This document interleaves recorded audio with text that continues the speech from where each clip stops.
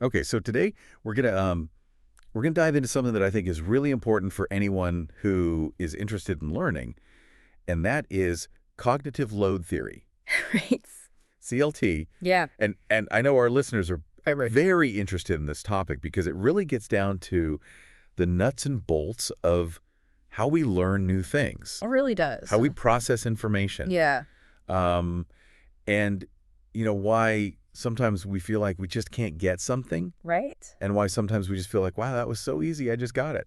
Yeah, exactly. And it's a theory that has real practical application, Exactly. both for your own learning and for when you're trying to teach someone something new. Right. So we've got a lot of research to go over. We do. A really great place to start is a recent overview in the journal Educational Psychology Review, Okay. which really brings together kind of the current state of CLT and where it's headed. So this is kind of like Yeah. a meta-analysis almost? Yeah. It brings together a whole bunch of different studies and kind of presents a synthesis. Cool. So our mission for this deep dive Okay. is first we're going to lay out kind of the basic principles of CLT. Yep. How does it work?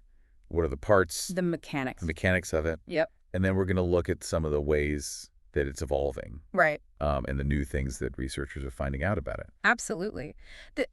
There are some really interesting developments we're going to get into. Okay. Yeah. So let's start with the core concepts of cognitive load theory.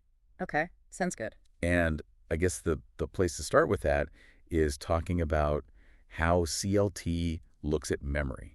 Yeah, that's really the foundation of it. Okay, so let's talk about that. So CLT says that there are two main types of memory that are relevant to learning. Okay. The first is working memory. Working memory. Right. Heard of that? Yeah, you've probably heard that term before. Right. And it's often described as kind of like the mental scratch pad. Okay. It's where you hold information that you're actively working with. Okay, so if I'm like trying to remember a phone number, write it down. That's where it is. That's where it is. It's active. It's what you're consciously aware of. Right. But the key thing about working memory is that it's very limited, Okay. both in terms of how much it can hold and how long it can hold it for. Like how much? Yeah, so there's been a lot of research on this. Okay. One of the early pioneers was George Miller back in the 50s. Okay. And he famously proposed that we can hold about 7 plus or minus 2 chunks of information in working memory. Okay. 7 plus or minus 2. Right. Which is often why phone numbers are 7 digits long. Oh, that's interesting. It's kind of designed around the limits of working memory. So that magic number 7. Right.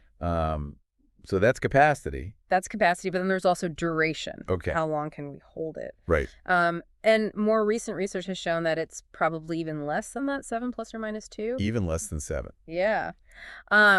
Cowan, in his 2014 review, suggests it's more like 4 plus or minus 1.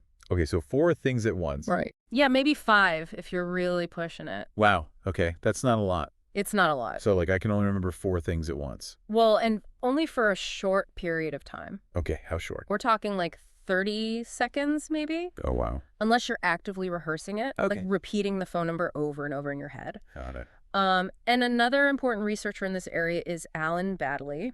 Okay. He and his colleague Graham Hitch proposed a multi-component model of working memory. Multi-component. Yeah, so it's not just one big bucket. Okay. There are different systems within working memory that handle different types of information. So like visual versus Exactly. auditory or something like Yeah, that. so there's the phonological loop, which is for verbal information, Okay. like words and numbers. Makes sense. And then there's the visuospatial sketchpad, which is for visual and spatial information, Okay. like remembering where you parked your car. Got it.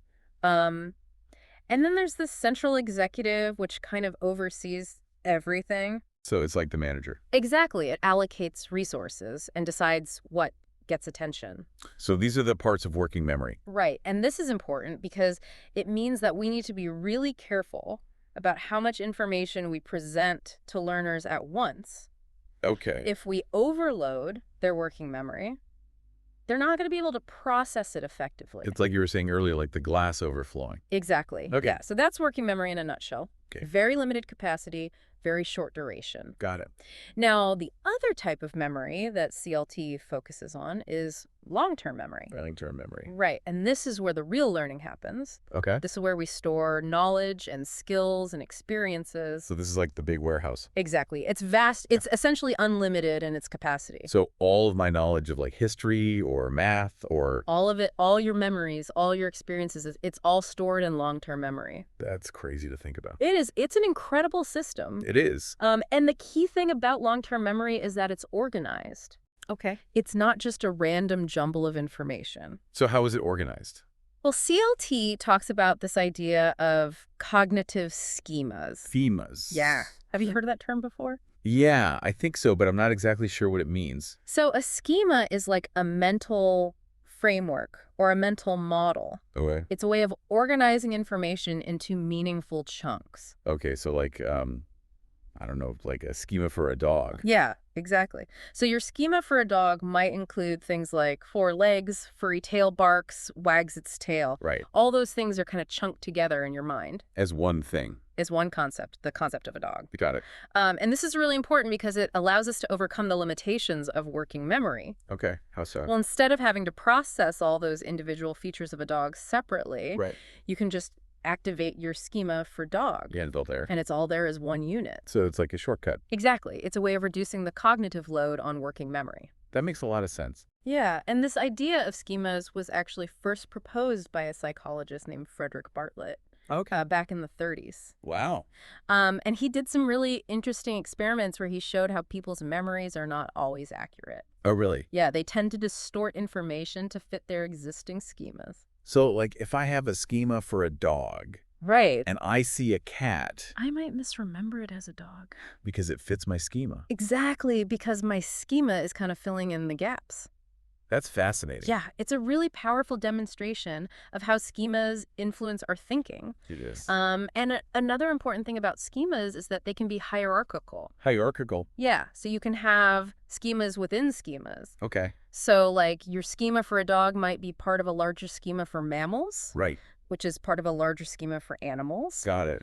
And this allows us to organize knowledge in a very efficient way. So it's like those nested folders on my computer. Exactly. Okay, so we've got working memory, Right. which is limited, Very- and we've got long-term memory, Right. which is unlimited but organized into schemas. Exactly. Okay, so how does all of this relate to learning? Well, the key inside of CLT is that we need to design instruction in a way that minimizes the load on working memory Okay. and maximizes the use of schemas in long-term memory. So we want to make it easy for working memory Right. and tap into long-term memory. Exactly. Okay, how do we do that? Well, there are a lot of different instructional techniques that have been developed based on CLT. Okay. But one of the most important is this idea of reducing extraneous cognitive load. Extraneous cognitive load. Yeah, it's basically any mental effort that's not directly related to learning the task at hand. So like distractions. Distractions are a big one. Okay. But it can also be things like poorly designed instructional materials. Like a textbook that's really confusing. Exactly, or a presentation that's too cluttered or disorganized. Got it. All of that extra information is taking up space in working memory. And making it harder to learn. Okay, so we want to reduce extraneous cognitive load. Right.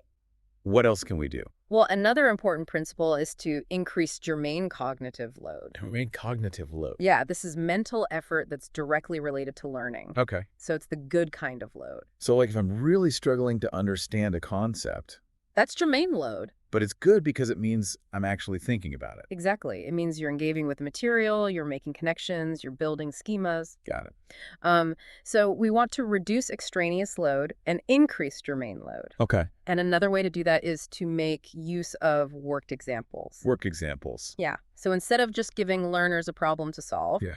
you show them a step-by-step solution. Ah, I see. So they can see how it's done. Exactly. Yeah. And this reduces the cognitive load because they don't have to figure it all out on their own. Got it. And then once they've seen a few worked examples, you can start giving them problems to solve on their own. And then they can apply what they've learned. Ex- Okay, so that's the basics of CLT. Right. Minimize extraneous load, Yep. maximize germane load, Yep. and use things like worked examples. Right. Okay, so now let's talk about some of the ways that CLT is evolving. Okay. Sounds good.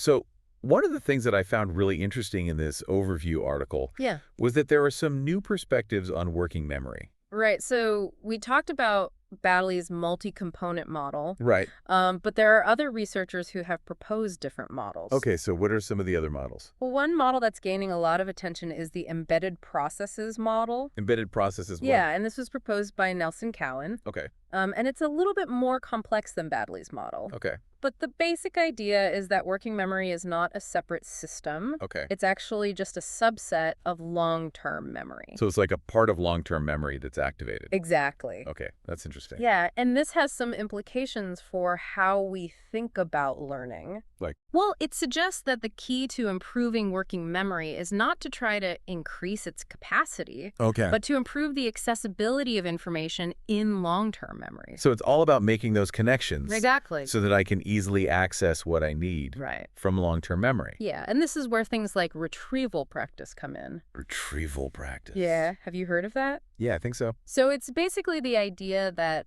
the best way to learn something is to try to recall it from memory. So like flashcards. Flashcards are a good example. Okay, Or just quizzing yourself on material. got it.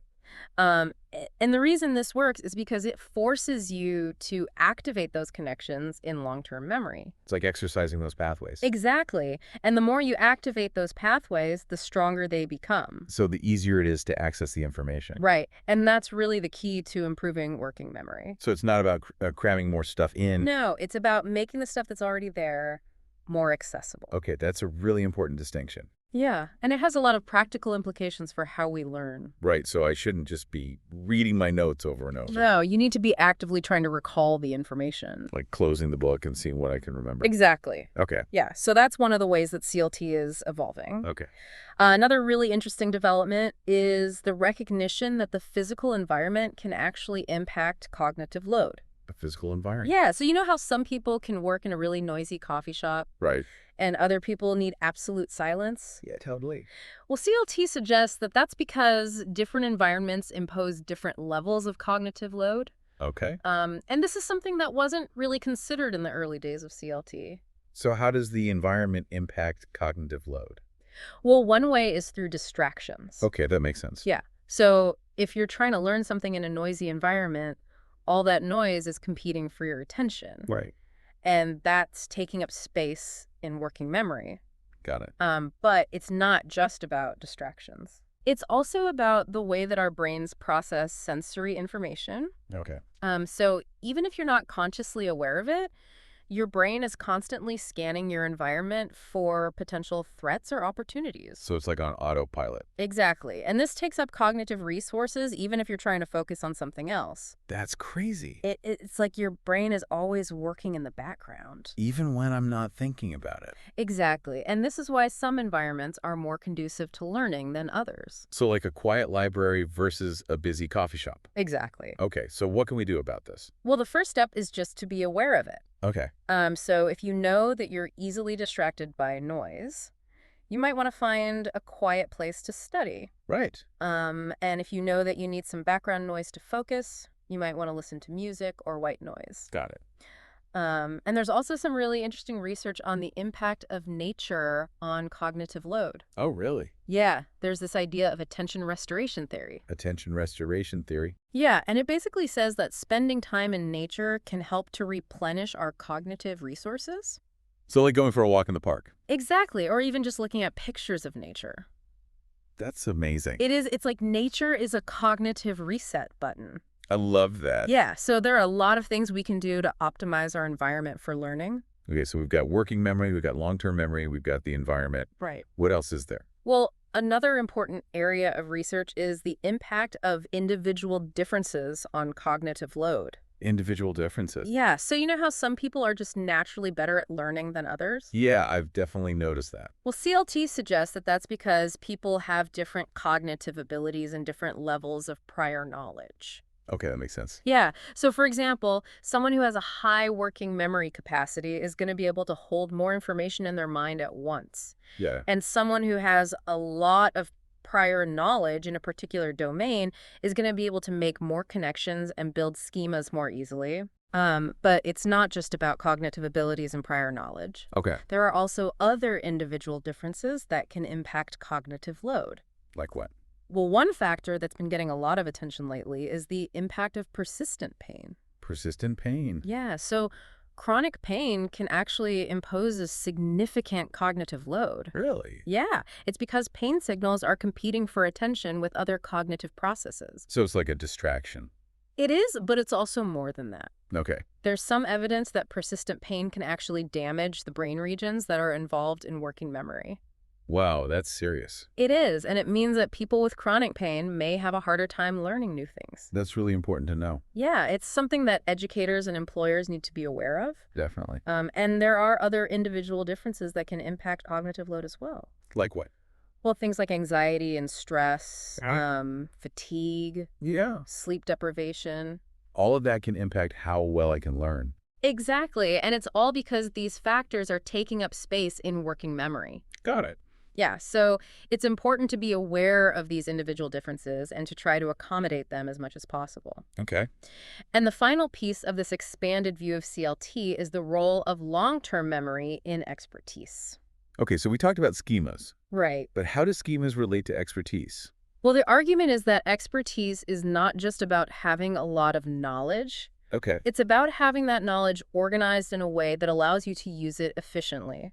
So it's about having the right schemas. Exactly, and those schemas need to be very specific to the domain of expertise. So like a chess expert has different schemas than a math expert. Exactly, and those schemas are built up over years of experience. So it's not something that you can just learn overnight.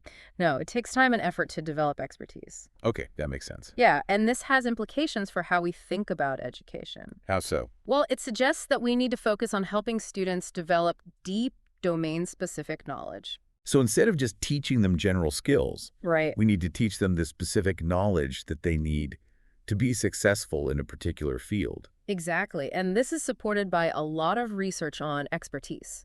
Okay. Yeah, so for example, studies of chess experts have shown that they don't have better general memory than novices. Really? Yeah, they just have a much better memory for chess positions. Because they have the schemas? Exactly. They have schemas for recognizing and remembering chess patterns. That's fascinating. It is, and it suggests that expertise is really about building up those domain-specific schemas. So I can't just be a general expert. No, you need to be an expert in something. Got it. Yeah. So that's a really important takeaway from this research on expertise. Wow. Okay, so we've covered a lot of ground today. We have. We started with the basics of CLT. All right. Talking about working memory and long-term memory Yep. and schemas. Yep. And then we talked about some of the ways that CLT is evolving, Right. looking at new perspectives on working memory, the impact of the environment. Yeah, individual differences Uh-huh. and the role of long-term memory in expertise. Exactly. So for our listeners out there, Yeah, who are interested in learning new things absolutely. and improving their learning, Yeah. what are some key takeaways that they can apply to their own lives? Well, I think the biggest takeaway is that learning is a complex process. Okay. It's not just about trying to cram information into your head. Right. It's about understanding how your brain works. And using that knowledge. Exactly. And CLT provides a really useful framework for doing that. So I guess the first step is to be aware of the limitations of working memory Absolutely. and to try to reduce extraneous cognitive load. Yep. So minimize distractions. Yeah. Try to chunk information into meaningful units. Right.